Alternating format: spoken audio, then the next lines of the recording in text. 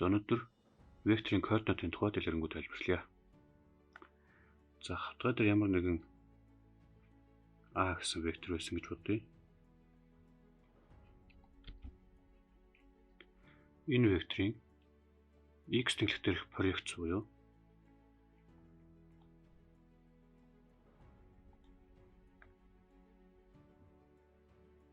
энэ урт y тэнглэх дээрх проекц буюу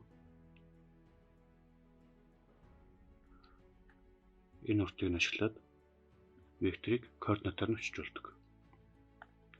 За энэ урт нь x1, энэ урт нь y1 байсан гэж тооцвол A векторыг x1, y1 гэсэн координаттай байна гэж тэмдэглэдэг.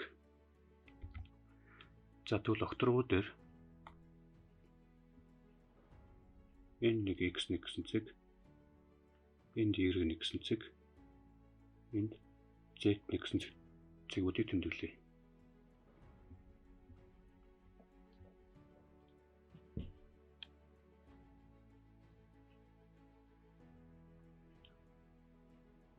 За энэ цэгийг нааш нь яг ийм хурдаар зүй. За ингээд харах юм бол энд нэг юм параллел вектор үүснэ.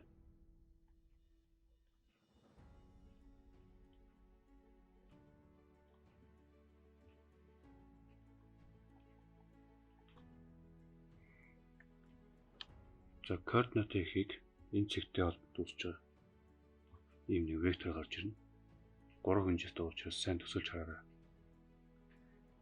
Энэ векторыг b вектор гэж тэмдэглэвэл энэ b вектор нь x1, y1, z1 гэсэн координаттай. За векторуудыг тоогоор үржүүлж болдог. Бас векторуудын хооронд нэмж болно. Бас хасч болно. Векторыг хооронд нь скаляраар үржиж болдог. Энэ үйлдэлүүдийг координатаар нөхрөх тухай одоо тайлбарлая. За эхлээд ийм хоёр вектор буюу хоёр координаттай учраас хавтгай вектор гэсэн үг. Хавтгай дээр тайлбарлачаад дараад нь огторгуу дээр тайлбарлая. Ер нь бол хавтгай дээрх векторуудын үйл огторгуу дахь векторуудын үйлдэлтэй яг адилхан хийгддэг. За нэгдүгээрт нь энэ А гэсэн векторыг энд нэг гэж нэрлэе. Ямар нэгэн k тоогоор үржинэ гэх юм бол координатуудыг нь харгалзан үржүүлнэ. Хоёуланг нь үржүүлнэ гэсэн үг. K үржих нь x1, k үржих нь y1 болно. Хэрвээ b векторыг нь m гэсэн тоогоор үржүүлэх юм бол бас л координат болгоныг нь үржүүлнэ. m-ийг үржих нь x2, m-ийг үржих нь y2 болно гэсэн үг. За хоёрдугаарт нь A вектор болон B векторуудыг хооронд нэмье. A векторууд A, B векторыг нэмэх юм бол харгалзах координатуудыг нэмэл болно. x1 дээр x2-ыг, y1 дээр y2-ыг нэмнэ л гэсэн үг. За бас хасч болно. Хасах юм бол A-гийн координатуудаас B-ийн координатуудыг харгалзан хасна. За маш амархан. За 3 дугаарт нь скалар үржүүл гэж бид нэр хавтгай геометр дээр үздэг. Уртуудыг нь хооронд үзэхээр космосоор үржүүлдэг. За скалар үржүүлийг ингэж тэмдэглэнэ. Энэ координатаар яаж хийгдэх вэ гэхээр x1-ийг үржих нь x2, нэмэх нь y1-ийг үржих нь y2 гэсэн томьёогоор хийгддэг. За эдгээр үйлдэлүүд огторгуун геометр дээр яг адилхан. За жишээлх юм бол ийм хоёр векторыг авчирцгаая. Энэ хоёр бол хоёулаа 3 координаттай буюу 3 хэмжээст векторууд гэсэн үг. За нэгдүгээрт нь 3 хэмжээст векторыг ямар нэгэн тоогоор үржүүлье. За өөрөөр хэлбэл A векторыг k гэсэн тоогоор үржүүлэх юм бол координат бүрийг нь k тоогоор үржүүлнэ л гэсэн үг. Амархан. За хоёрдугаарт нь энэ хоёр векторыг хооронд нэмье гэвэл харгалзах координатуудыг нь л хооронд нэмчихнэ. Яг л адилхан. За хасах нь бас адилхан. За энэ хоёр векторын скалар үрж үргэж явах юм бол яг л үүнтэйг адилхан харгалзах координатуудыг нөржүүлээл нэгж.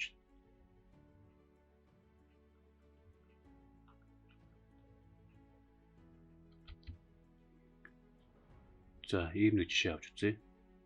За векторыг бид нэр ингэж бас тэмдэглэж болдог байх нэ. Энэ тэмдэглэгээ гэдэг бол яг л бидний үздэнтэй адилхан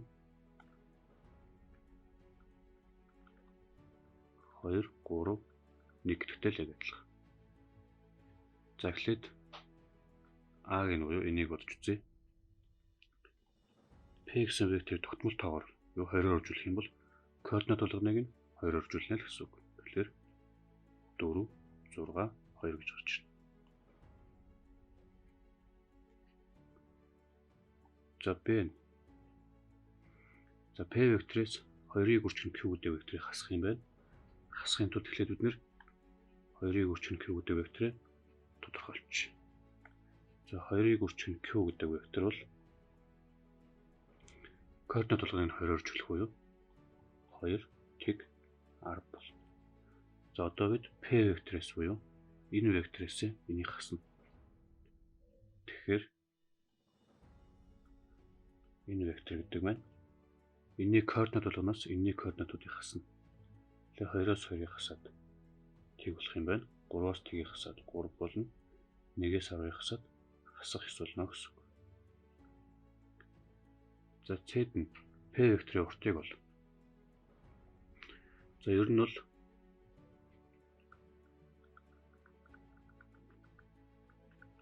ийм хоёр хэмжээтэй векторын уртыг олохдоо бид нэр Pythagorean теоремоос x1-ийн квадрат дээр нэмэх нь y1-ийн квадрат гэж болдог. Тэгвэл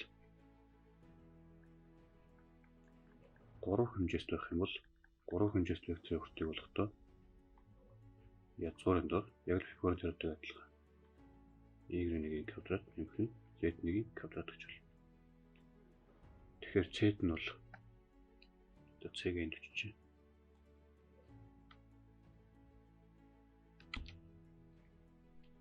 Энэ томьёо ёсоор координатуудыг нь квадрат төвшүүлж нэмээд язгуур авах хэрэгтэй байна. Тэгэхээр P-гийн урт гэдэг бол язгуурын дор 2-ын квадрат дээр нэмэх нь 3-ын квадрат нэмэх нь 1-ийн квадрат. Тэнцүү язгуурын дор 14.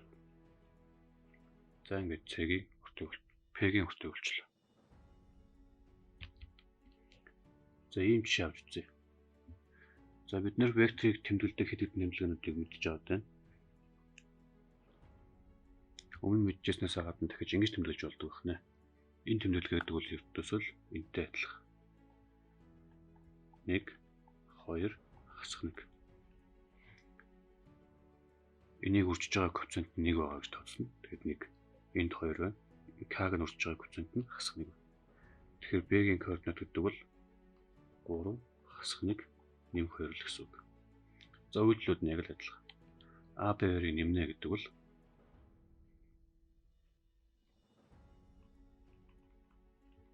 энэ хоёрын координат бол 1 дээр 3 нэмээд 4 болно. 2 дээр хасах 1-ийг нэмээд 1 болно.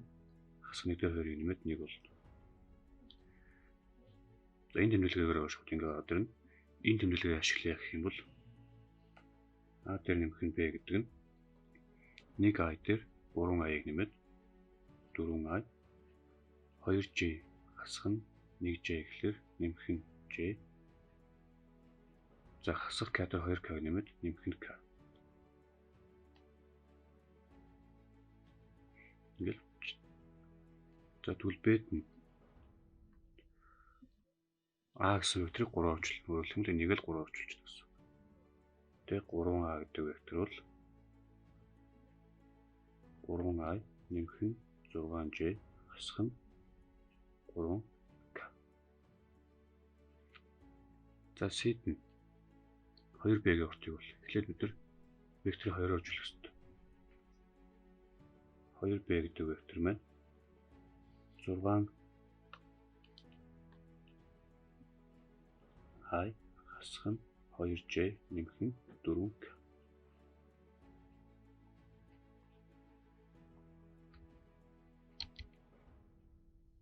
За энэ бол мэдээж хэрэг язгуурын дор 6-ын квадрат 36, хасах 2-ын квадрат нэмэх нь 4, 4-ийн квадрат нэмэх нь 16.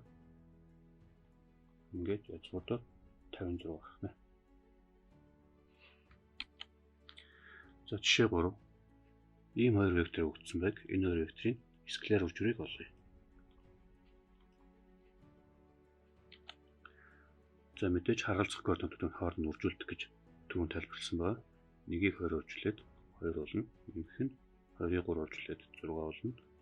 5-ыг 2 үржүүлээд тэг болно. Тэнцүү 2 векторын скалар үржүүр 5 гарч ирнэ. 8 гэсэн тоо гарч ирлээ. За жишээ 4.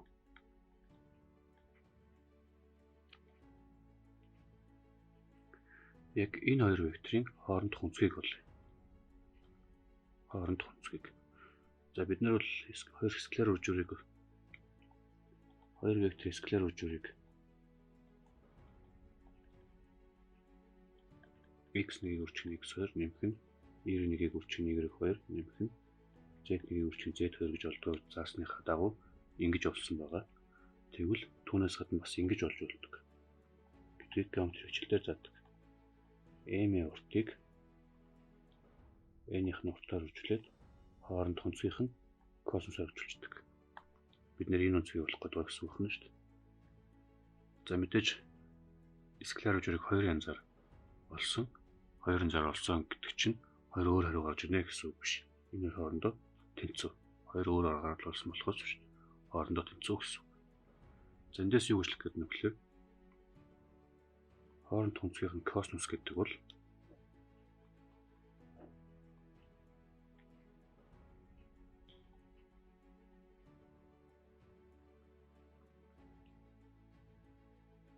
нэг хуваах нь энэ хоёрын уртууд буюу M-ийн уртыг үржих нь N-ийн урт байдаг. За M-ийн уртыг бид нэр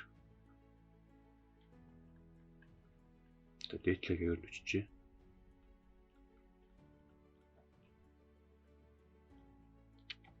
M-ийн урт бол язгуур дор x1-ийн квадрат дээр нэмэх нь y1-ийн квадрат нэмэх нь z1-ийн квадрат. За N-ийн урт болохоор x2-ийн квадрат дээр нэмэх нь y2-ийн квадрат нэмэх нь z2-ийн квадрат болно.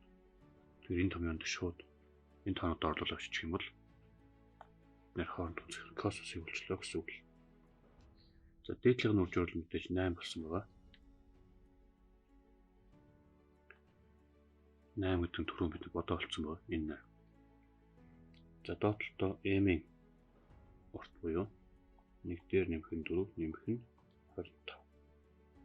Үржих нь N-ийн урт буюу 4 дээр нэмэх нь 9.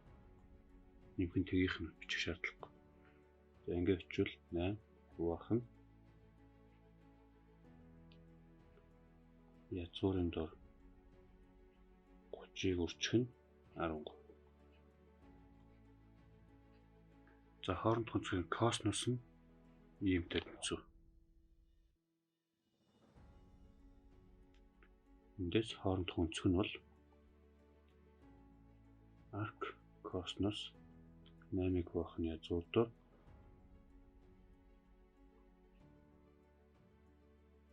390 гэж гарах нэ.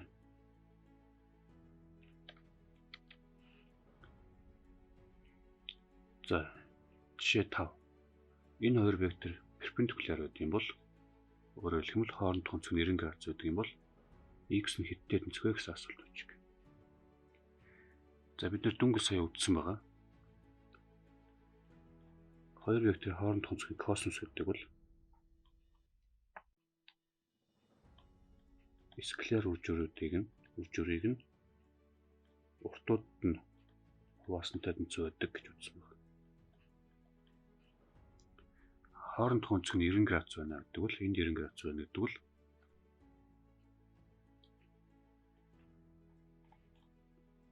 скалар үржүүр маань косинус 90 градус тэгтээ тэнцүү байдаг учраас Q байна гэсэн үг. За бодорхой хэлбэртэй юм тэгтээ тэнцүү байна гэдгээс энэ скалар үржүүртэй тэгтээ тэнцүү байх хэрэгтэй гэж гарч ирнэ.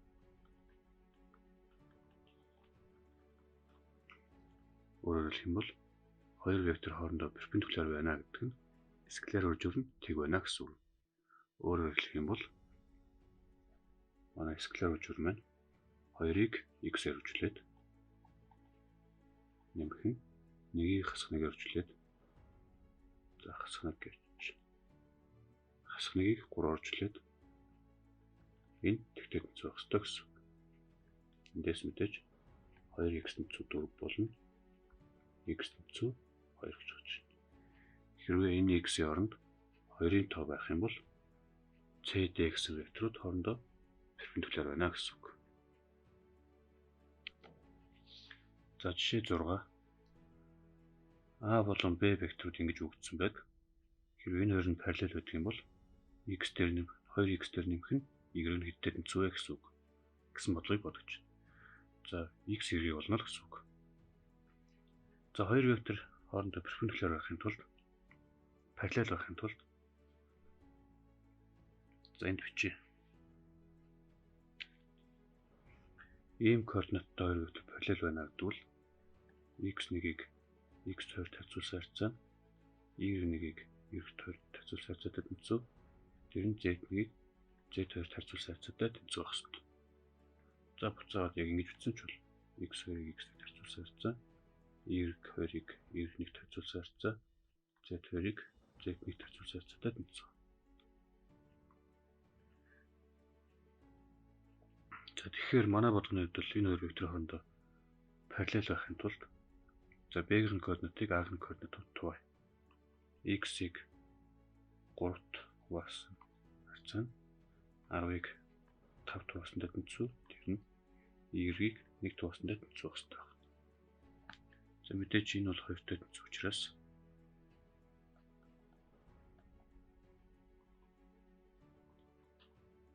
эндээс x-ийн 6-тай тэнцүү, y-ийг нь 2-тай тэнцүү гэж гарч ирнэ.